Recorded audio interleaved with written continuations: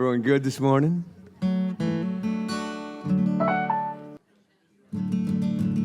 Without further ado, the man. Please welcome Reverend Ken. Thank you, everyone. My name is Reverend Ken Wilcox, and welcome to the Center for Spiritual Living. You know, we are a unique community because we have no dogma. We don't force upon you what you should believe. We allow you to be the captain of your ship, to be able to direct it where you want it to go. So we trust you to come up with a God of your understanding, one that you can empower in your life to a greater knowing. Well, I've got several announcements this morning. The Science of Mind class, we're continuing that. That's on Thursdays at 3 o'clock. If you haven't been to the first couple, you can still join into that. It's a really good way to meet people, and it's also very good discussion. We have yoga on Tuesdays, and that's at 10 o'clock. We have it again on Friday at 10 o'clock. If you enjoy yoga, these are some great classes for you. Let's see. We handed out a flyer for you earlier. It's to help us spread the word on social media about the Mystic Fair that's coming up. So if you got this little flyer, if you on social media, if you do some of the suggestions, that will help a lot. Let's see. We're also trying to get a new little orphan a home. Jen, would you come up?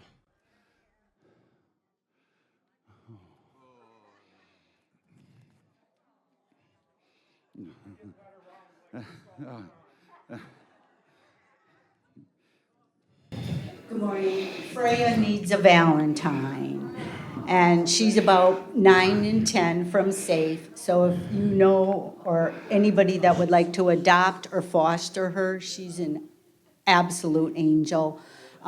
She was actually a trained service dog, so she's really well behaved, spunky and full of life. So you can see us afterwards.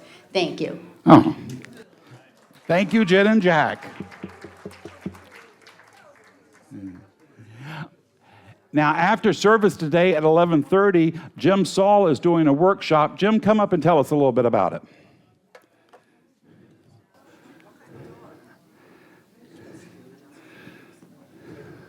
Good morning. The name of the workshop is Healing Yourself. This week I actually wrote a little 12-page book that goes with the class. Anybody's invited. It's a love offering, and what we're going to do is we're going to go through and trying to recognize those things that need to be healed and how to heal them. So it's only going to be an hour long, so we're going to try to kind of cram a bunch of stuff into a little short period of time. I thoroughly believe that it's going to be an enjoyable class. Come with me, and we'll see what we can come up with. All right, thank you, Jim. So those are all my announcements to get our service going. We got Brenda Cisensis coming up to do a reading and treatment for us. Come on up, Brenda. Good morning. I think you need a third dog. Oh. Okay. Well, maybe you know, maybe you don't know, this is Black History Month, where we celebrate the history of Black people in our country. And I'm taking a reading from last year, Science of Mind February issue, where they devoted the whole month to Black history readings, about different aspects of it. So this is from the February 1st, 2024 reading. So Black history is American history. The only difference between a burglar and a settler is who writes the police reports. That's from Michael Harriot. And then Ernest Holmes says, our horizon is limited to the confines of our own consciousness. And in this reading, you'll find how Black people did not confine their consciousness. They spiraled ever upward. It helps us to know and hold in context what it was that Black historical figures were getting over. It helps to have a clear context of the time the laws, culture, and power dynamics to better understand what was required for Black folks to succeed. My research reveals an upward striving based on determination, perseverance, tremendous faith, courage beyond what I have seen or known, unconditional love, open-heartedness, compassion, and empathy. This striving seems the catalyst that drove these historical figures from what might have been their destiny had they bought into the constraints forced upon them. Instead, they nurtured and harvested a larger vision, a healthy sense of self, a divine knowing that something more was possible and ultimately inevitable. And they didn't stop there. They stayed the course and worked to create a way out of no way. This can be instructional for all of us to acknowledge and honor the horrendous circumstances and immense risks. Although many did not make it to the mountaintop, they never gave up, and many thrived. I am blessed to see myself and this teaching, the principles we learn and teach and endeavor to practice, evidenced in these stories.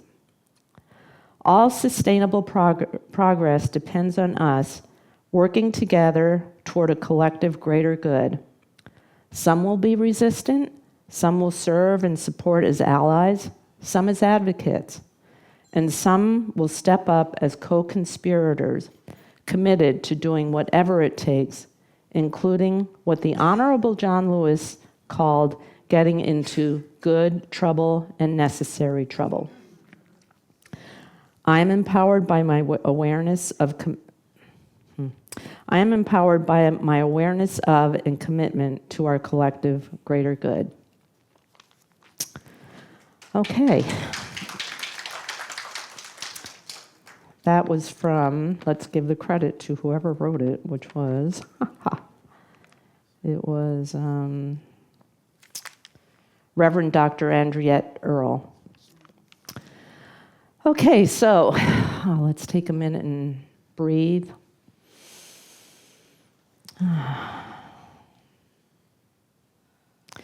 And absorb what we just heard from this reading, and know that there is one divine power, divine intelligence, a substance that is the universe. It is us. We are part of it. It is all of us. We are one with it. We are one with those people who lived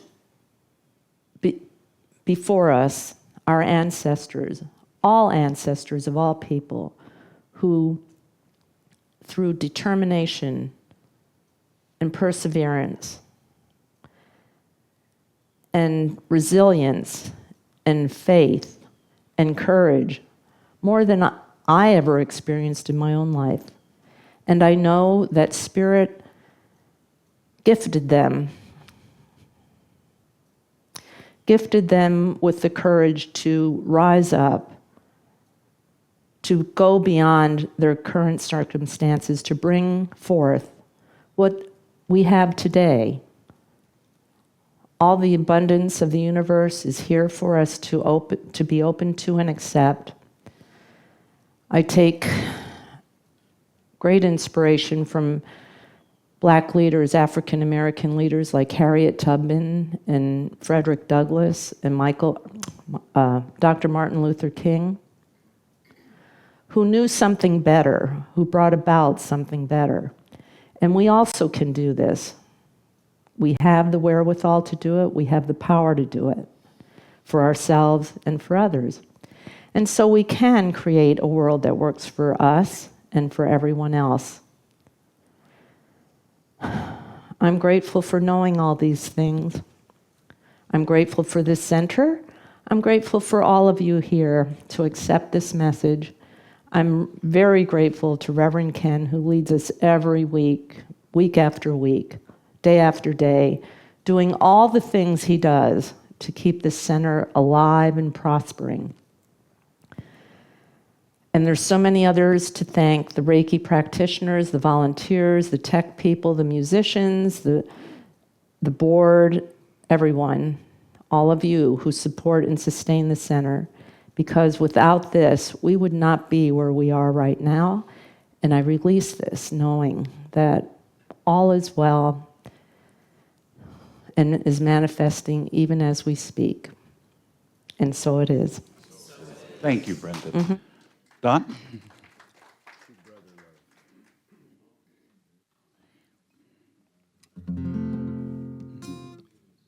Sure.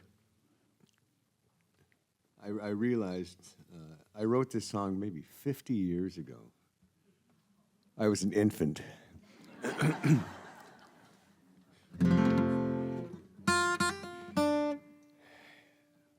And it's remarkable how I keep finding that the things I wrote back in my idealistic 20s, which I have not really dropped entirely, this issues have not changed very much. So, one, two, three.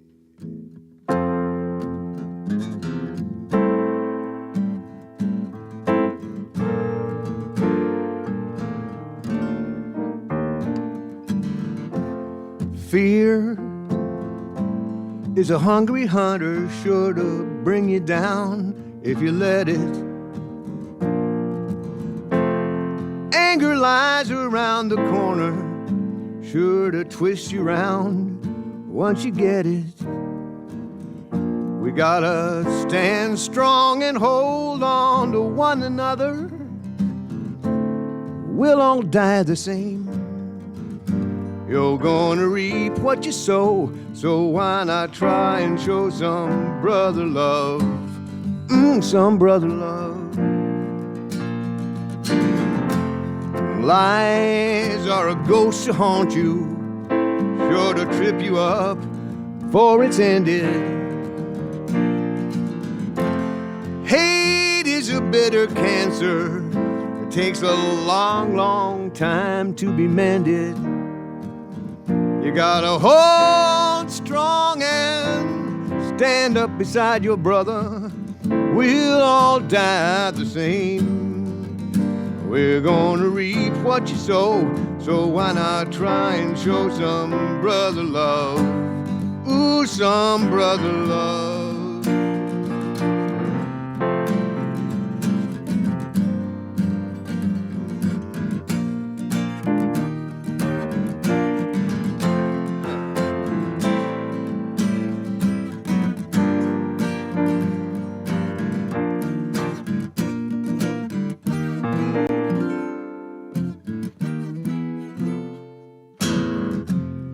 Love is a taste of honey, sure to fill your life if you let it. Peace is a golden apple, sure to ease your mind once you get it. You better hold on, stand strong to feel your brother. We'll all die the same. You're gonna reap what you sow, so why not try and show some brother love? Ooh, some brother love. Yeah, some brother love.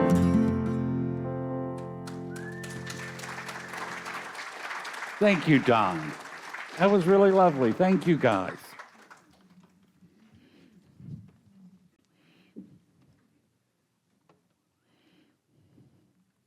So my talk title this week is Embracing Divine Reality. And it has absolutely nothing to do with the talk that I'm giving today. Nothing. It sounded really good on Tuesday morning when I decided on it, and I had to get the social media people the talk, but the week then just kind of went off the rails, and what a week I had. I had to do a celebration of life service yesterday for a dear friend of mine, and it kind of took the wind out of my sails. Her name was Carlotta Ray. She was a member here for a long, long time, And it was actually funny because yesterday was actually to the day, 13 years ago that I had met her, to the day. Because it was 13 years ago to this day that I actually first spoke on this stage.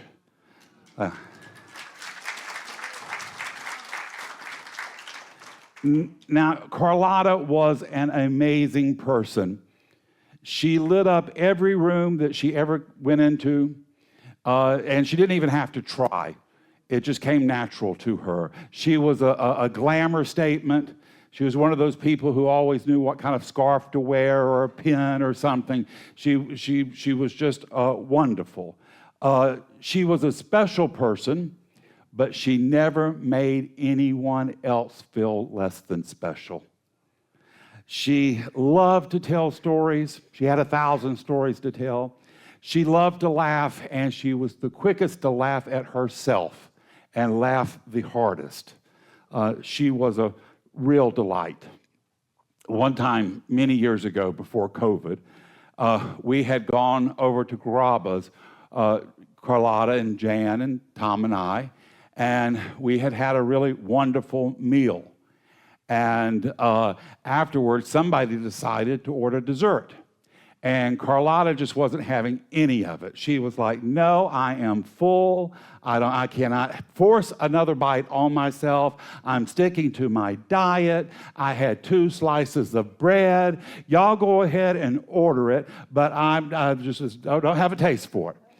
Well, we ordered the casada cake. I think that's what they call it. I don't know if you've had it. It's really delicious. It's this big, huge slice of cake. I think they pay you, it's like $15 to $20, but it's huge. And when it comes, you can just tell it's moist and sweet and delightful.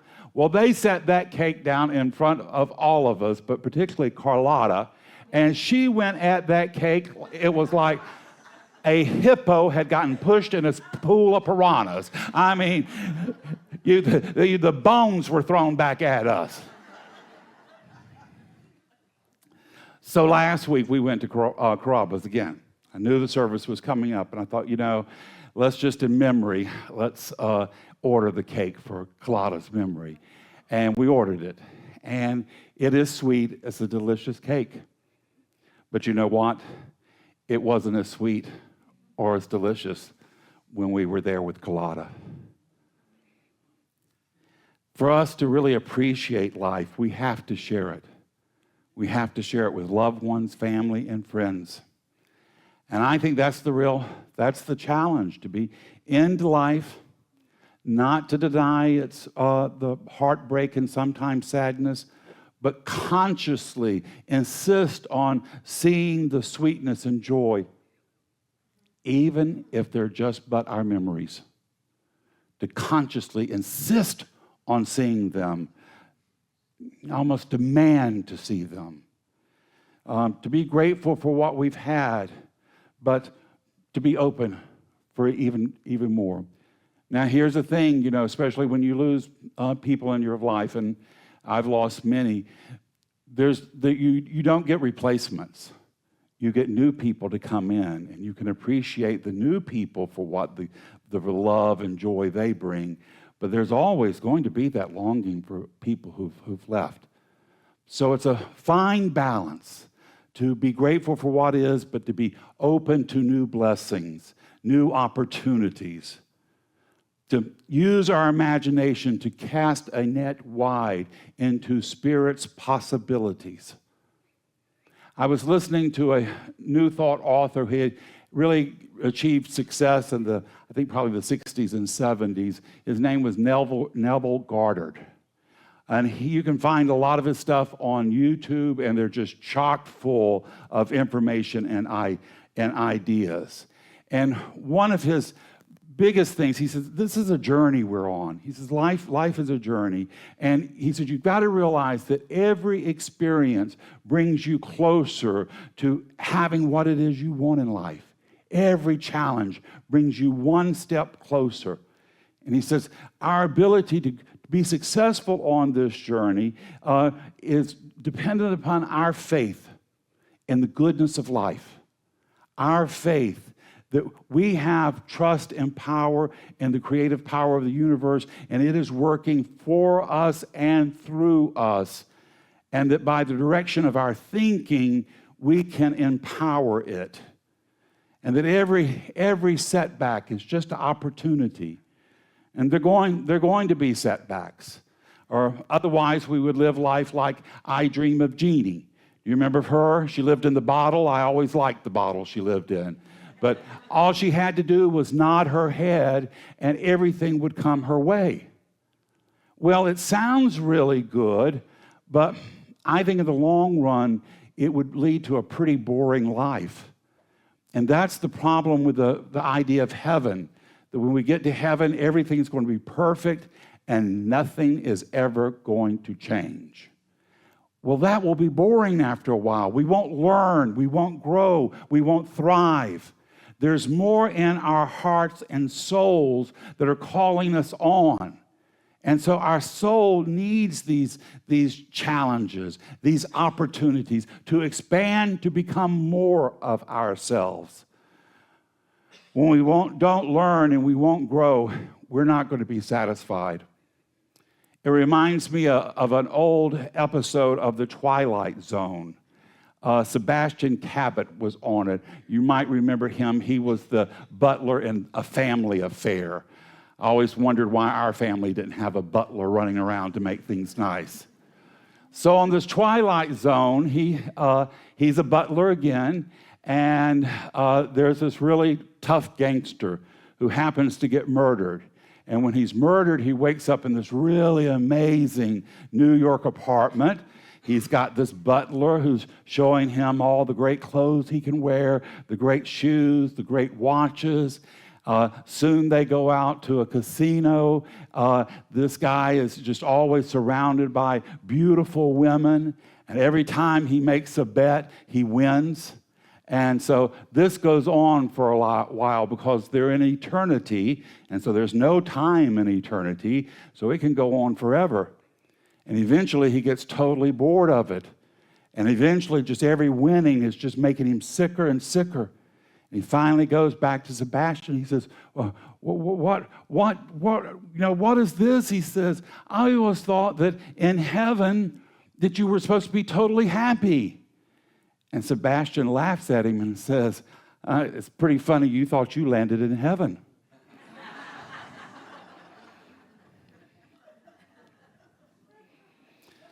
So our soul needs challenges. Rumi said that even precious stones, they have to be rubbed to become brilliant.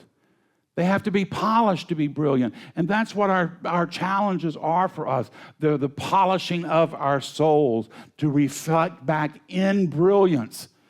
You are here to shine in brilliance. And greater than any stone you're going to come upon. Because you have the brilliance of Spirit's inspiration within you. Now, one of the best, I think, exercises you can do to express this faith in good, in God, because when you're looking for good, you're looking for God, is to go through your day and recognize the good around you. Recognize the good you see. And if something's not working for you, then don't see it as a punishment, but to see it as an opportunity to have more good in your life, have more God in your life. I've been teaching classes on Thursdays, and I really enjoy them because I get to do a lot of research. We're doing research about when did our creations first start thinking about God. And it's totally amazing because it goes further back than even our species. There was a species before Neanderthal, a little bitty tiny guy. They lived in Africa, and that was the species 355,000 years ago. They began to bury their dead and began to put omelets around, flowers and things around their dead. They were thinking of an afterlife. They were thinking of life immortal. And so for 355,000 years, we've been in this contemplation. Long time. I love what the Buddhists have to say about it. the Buddhists, when you ask them, when you say, well, you know, how did this get going? They will tell you, you weren't there, and so you don't need to worry about it. But they will tell you it's been going on for a long, long, long time. They say, imagine a mountain the size of Everest. This mountain is built nothing but iron. And around this mountain flies one solo eagle, totally circling this mountaintop. Every 100 years or so, the eagle will fly so close that his tips of his feathers will brush that iron mountain. For as long as it would take that eagle to wear the mountain down to nothing, that's how long we've been going on. That's how long. See, we are evolving in this thing called our consciousness. And for me, I think our consciousness is flowing the same back to Einstein, back to Dr. King, back to Michelangelo, back to the little species that were burying their dead 355,000 years ago. We've been going on for a long time. So that part is very interesting to me, but let's get back to, I'm teaching the course. But unfortunately with the course, our organization, they have provided notes. And I think they had a frustrated college professor write these notes because they are long and dense and hard to understand. I took sections of it, and I thought, you know, I had a wonderful idea. I said, I'm going to take it, I'm going to run it through AI, artificial intelligence. I'm going to tell AI to make it easier to understand. I couldn't even understand what AI came up with. So I was complaining and moaning and groaning, being angry about the organization, and suddenly a brilliant person who you've seen earlier this morning, Brenda's census, just looked at me and she said, well, why don't you just toss the notes? Get rid of them. Come up with your own. And I was like, yes, that's what I can do. I can do that. There's no note police. I'm not going to come and arrest me. So what had been a big, huge trauma just took a simple idea, a better knowing, and to accept that idea and not engage in the turmoil of it all, not to dwell in the anger and the frustration of it all, just to be willing to say, hey, there's a better way. And that better way is a spirit-inspired way. Goddard said, we are a vortex of power. And he says, creation is flowing through us, evolution is flowing through us, and we can direct it in our consciousness. His main idea was assume the wish fulfilled. Have the energy of the thing you want to experience. So if you want to experience health, assume the energy of it. If you want to experience wealth, assume the feeling of it. And here's the challenge. And then when you go out and you see someone with wealth, don't get angry or mad about it. Celebrate it. And even if you feel like they don't deserve it, celebrate it even more. Because that's just meaning that the creation is creating a lot of wealth. And if it's giving it to someone that didn't deserve it, if you step up and deserve it, you're going to get even more of it. So look for and see that which you want to experience. And then create the feeling within yourself. Give gratitude for what you have. And open yourself up even for the greater that's coming your way. And know that there is greater, because life is never going to repeat itself. It's always evolving for more and more. Now, some people will ask, well, why do we have misfortune in our lives? And this is something we have to give thought to, because we do see people who seem to suffer in misfortune. Life always reflects back to us our dominant state of our consciousness, but we have a lot of residual consciousness from our childhood, particularly before we were 3 years old. And I think we absorb emotions in our mother's womb. And so if there's fear or worry there, we pick up it. And also there's this thing of collective consciousness. You might have the right idea in mind, but if you're in a larger group where there's a collective consciousness, it's going to be hard for you to break through that. So you want to be compassionate with yourself. The key is not to judge or blame, but to recognize that you have power. And the Tao Te Ching, they says, when you let go of what you are, you can become what you might be.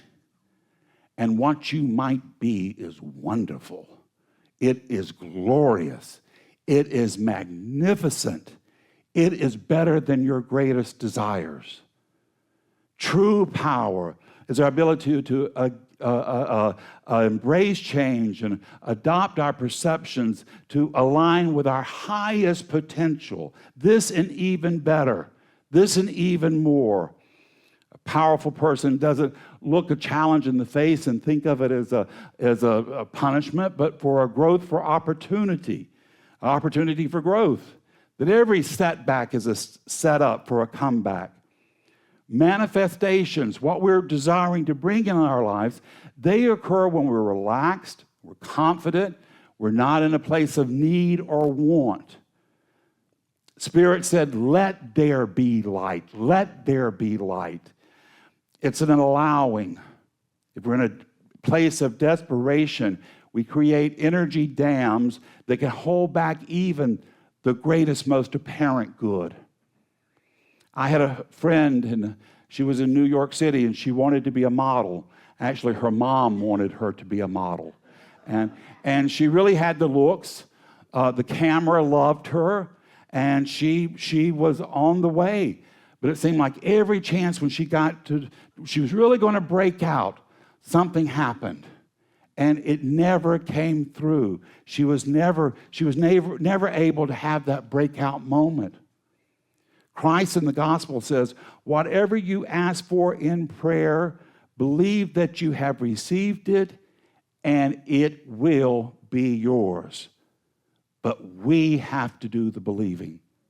And that's an interior conversation. And that conversation we have to be honest about, because we're the only ones that control that conversation. We're the only ones that can step up and make that decision that we're going to believe in ourselves, and we're going to know that we are deserving of the good we seek.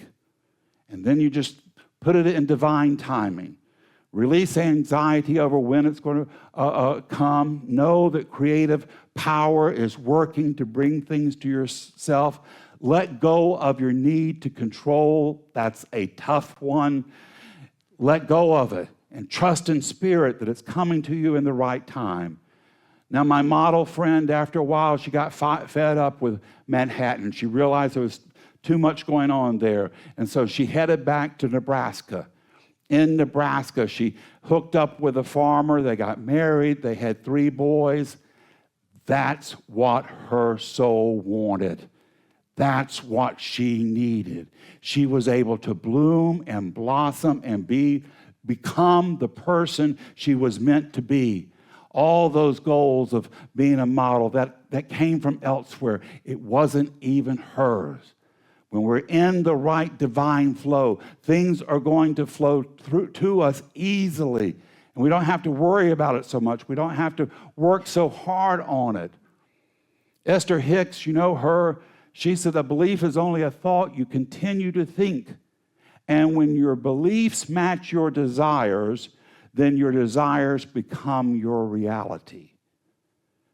Our biggest challenge is that we don't think we're deserving of Spirit's blessings. That's our biggest challenge. You are so worthy. Spirit is waiting to rain down blessings upon you. Rumi said, we were born with wings. Why then do we prefer to crawl? You were born with wings. You're here to soar. You're here to fly above all of it. When we focus on the good gets better. By maintaining an attitude of expectancy and positivity, we attract more good to us. And the good that you really desire, the good that you're really seeking, is to know that you are loved by Spirit, The good you are wanting to experience is that you are playing a part and parcel in the unfoldment of all creation. This is the water from the well. If you drink, you will thirst no more. Knowing how important and how loved you are, how vital and needed you are, how necessary your life is. You came here for purpose. Spirit called you by name from Stardust to be exactly here at this moment. And there is no one that can do the job you've been called to do. You are critical.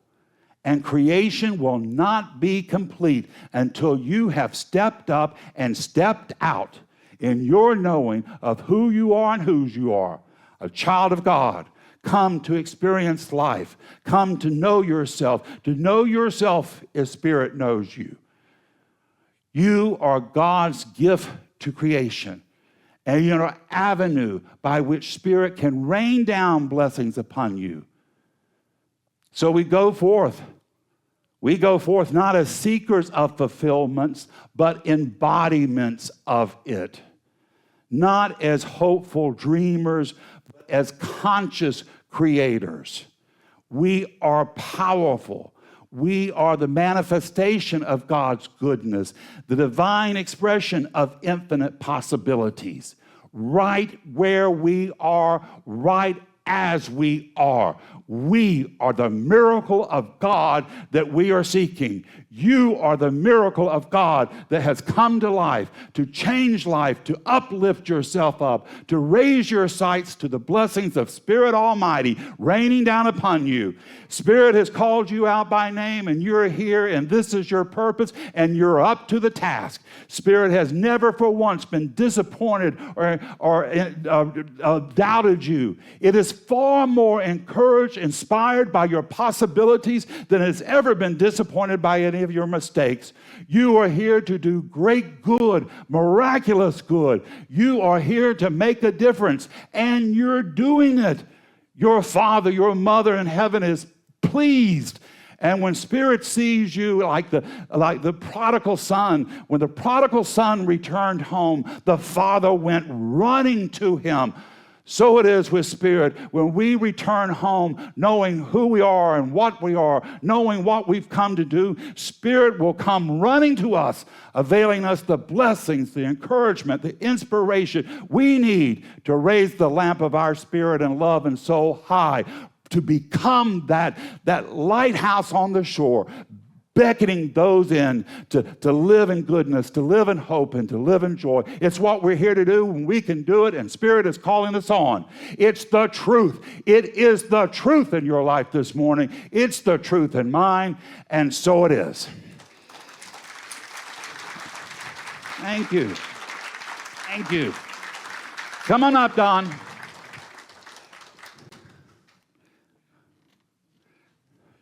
Not crawl, but dance, eh?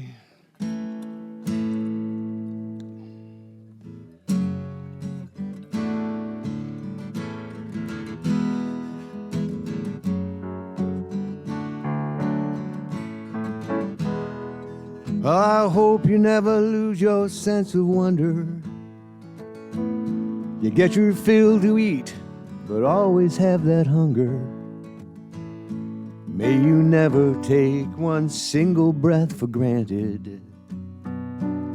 God forbid love ever leave you empty-handed.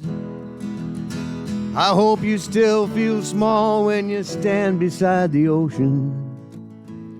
Whenever one door closes, I hope one door opens. Promise me that you'll give fate a fighting chance. And when you get the choice to sit it out or dance, I hope you dance. I hope you dance. I hope you never fear those mountains in the distance, and you never settle for the path of least resistance. Hey, living might mean taking chances, but it's worth taking. Loving might be a mistake, but it's worth making. Don't let some hell-bent heart leave you bitter. When you come close to selling out, reconsider. Give the heavens above more than just a passing glance. And when you get the choice to sit it out or dance, I hope you dance. I hope you dance. I hope you dance. I hope you dance.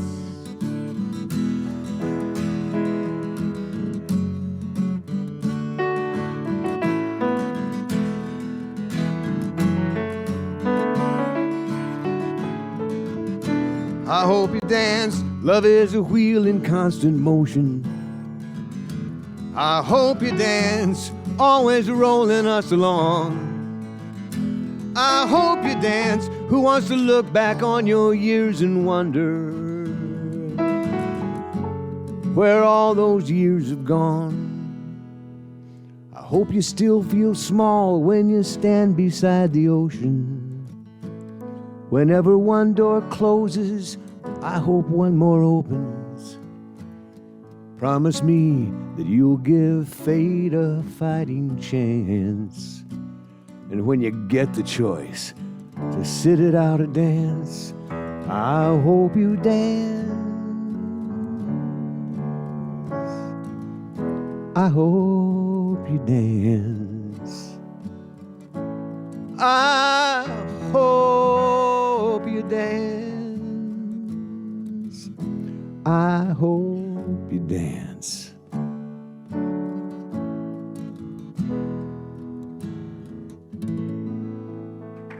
No. Thank you, Don. That was perfect. So now we come to the time where we support our center, and we support this place because this is a special place to be.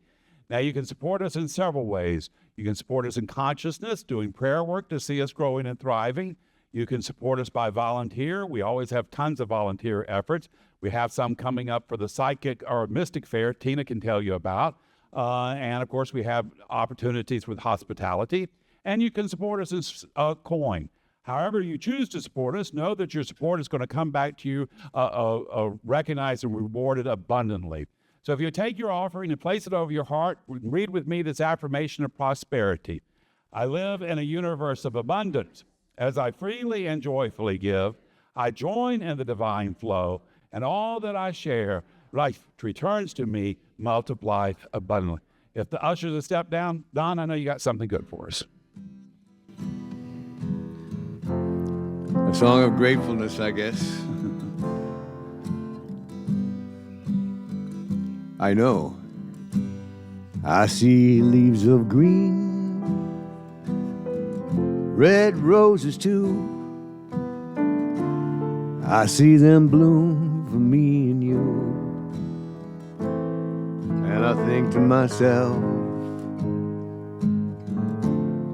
what a wonderful world.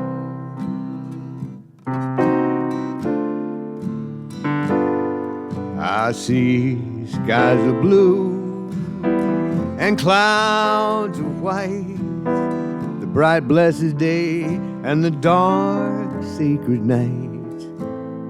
And I think to myself,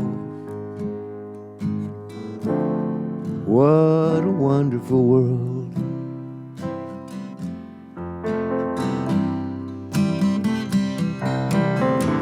The colors of a rainbow, so pretty in the sky,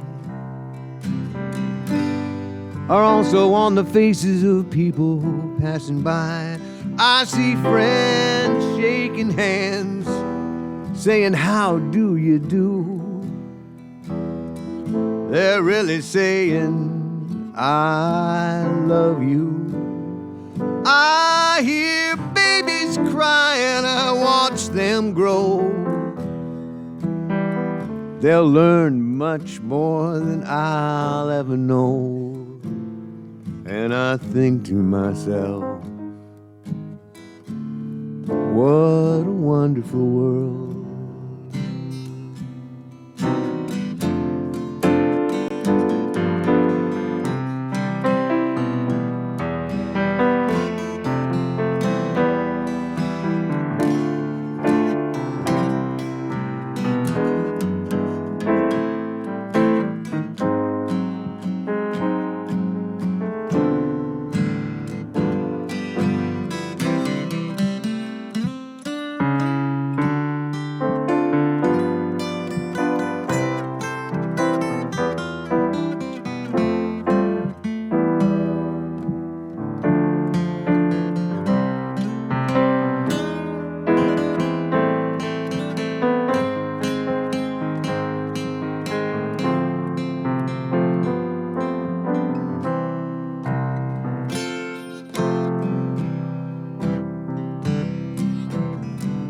Colors of a rainbow, so pretty in the sky,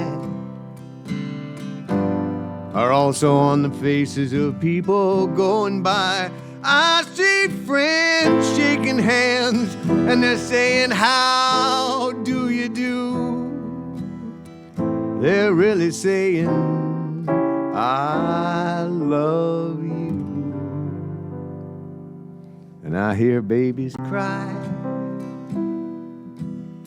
and I watch them grow. They'll learn much more than I'll ever know. And I think to myself, what a wonderful world. Oh, I think to myself, what a wonderful world.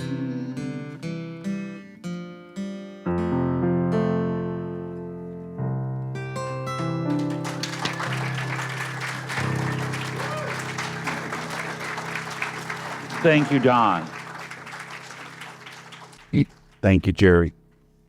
And thank you for your contributions. Your contributions allow this center to grow and to thrive, to continue to be that beacon of love and light. So we thank you, we bless it, we release it, knowing it does its good and powerful work, returning to us multiplied abundantly. And together we say, and so it is. All right, my friends, well, let's conclude our service, and I'm going to do it with an affirmative prayer. So take it in for yourself. If I say something that works for you, hold tight to it. If I say something that doesn't work for you, just let that part slide by. But just know this truth with me today.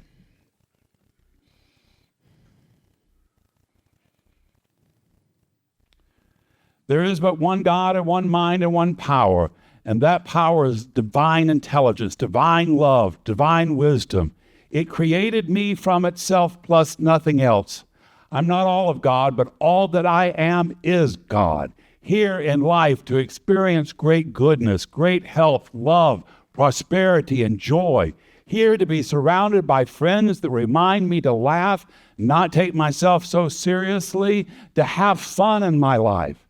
I am here to witness the glory of God made manifest through my being. And I am not holding back. I am opening myself, lifting my eyes up wide to envision all the good, the great possibilities that Spirit had in mind when it created me. So this morning, I'm turning loose and letting go of every idea of lack and limitation. I've played with those small ideas long enough. I'm choosing to see myself as God sees me, not as weak or wounded, but powerful, dynamic, out in the world and making a difference, being on the cutting edge of Spirit's blessing for all of creation. So here today, I leave this place inspired. I leave this place encouraged. I leave this place knowing that a pathway has been made clear for me, and I am on the move. I am not turning back. There is wonderful, glorious, magnificent work and visions for me and Spirit, and I am holding it all in consciousness, and I'm proclaiming it for myself.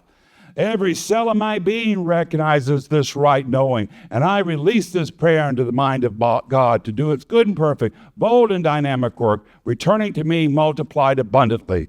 And together we say, And so it is. All right, my friends, I'm going to leave you with one last idea, and that is your life. Your life, it's not a problem to be solved. It's a miracle unfolding. Your job today is to go name your miracle, proclaim your miracle, and make it your own. God bless us all. Now let us go be the miracle Spirit is calling us to be. Until we see each other again, this is Reverend Ken wishing you many blessings. Think of your fellow man, lend him a helping hand, put a little love in your heart. You see it's getting late, please don't hesitate, put a little love in your heart, and the world will be a better place. Yeah, the world will be a better place for you and me. You just wait and see. Put a little love in your heart. You gotta put a little love in your heart. Come on, put a little love in your heart, back in your heart.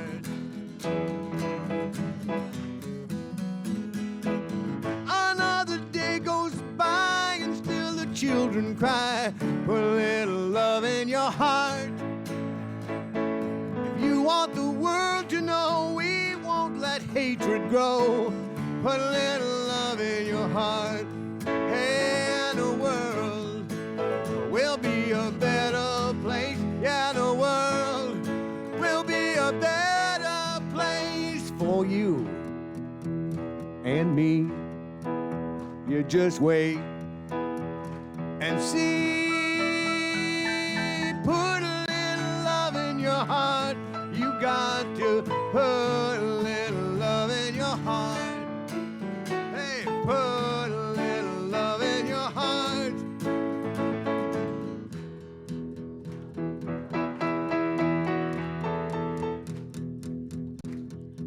Go on, go on.